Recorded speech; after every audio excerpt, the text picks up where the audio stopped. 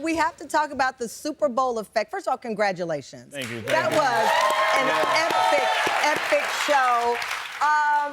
What did it feel like? What was that energy like? Because I know you've been on big stage, but this is the Super Bowl. Well, what's crazy is, as a performer, I'm used to hearing the crowd, right? Yeah. But I have ears in, I can't hear the crowd.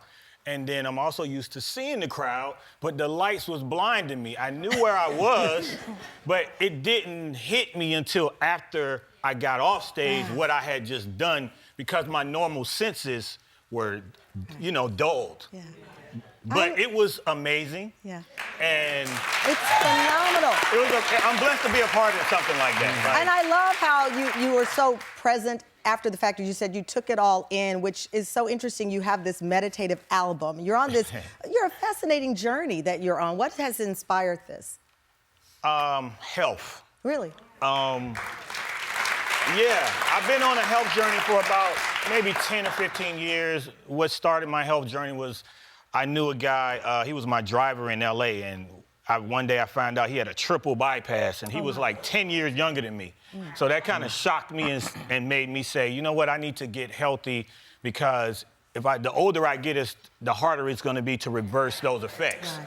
So I started a health journey, and then when I turned 50... You're 50? I'm 52. Really?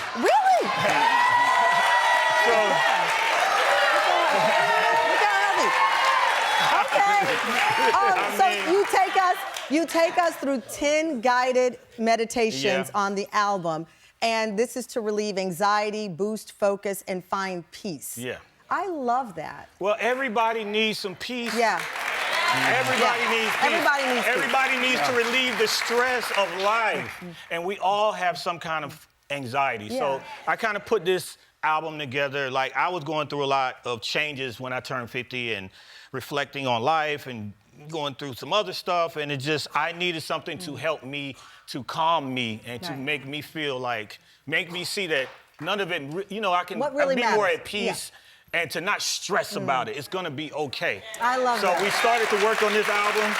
I'm into it. I meditate twice a day, transcendental meditation, so I'm so into this, and I'm also into what you're doing for the young kids in Miami area, the football, and I saw this post from you a few weeks ago where you talked about really being connected to those kids, and they need a role model like you.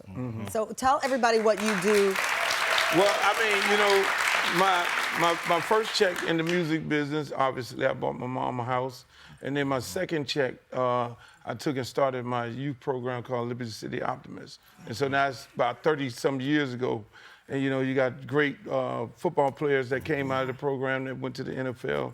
You have commissioners like Keon Hardeman and different, you know, elected officials that came out of the program as well. And, you know, it goes on, you know, and we're able to be there with those kids when they go through difficulties in life. And so when you're sitting there talking to them, when you're dealing with whether their mother got shot or their daddy got shot and murdered, and the different things that are happening in the community, you're really connected with those issues to be able to try and stop or prevent these crimes from happening. And because of our program and other programs and working with the mayor and the city officials, you know, the murder rate in Miami has went down probably 70%. Wow. You know, I mean, you find time, both of you find time to do everything. I was, again, reading about your youth program, and then all of a sudden I saw a tweet from Young Miami of City Girls fame, and she said that she was working on, her words, a classic club banger,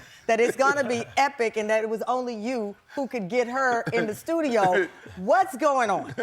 Oh man, what's going on? We went in the studio over the weekend, and you know, she called me up, her and a couple of the producers, and we sat down and we kicked out a song. I mean, when are we gonna hear the song? Oh, you gotta hear it. You gotta hear it. Very soon? I mean, it's good. It's incredible. I mean, because it's hard to get me in the studio. Yeah. It's really hard. So, you know, she got you in the studio. Yeah, because let me tell you a little story behind her. Her son's father died. He played football for me. Oh. Wow. You know what I'm saying? So it was real emotional for me to go in for her. I could not love you more. Oh my gosh. Thank you. Well, congratulations, but more than that, I know both of you have tremendous hearts. So we laugh, we talk, we cry together, but you are inspiring so many. So thank you so much for being on. Thank you. I adore you. Give it up, Uncle Luke, Lil Jon, and you can listen to Lil Jon's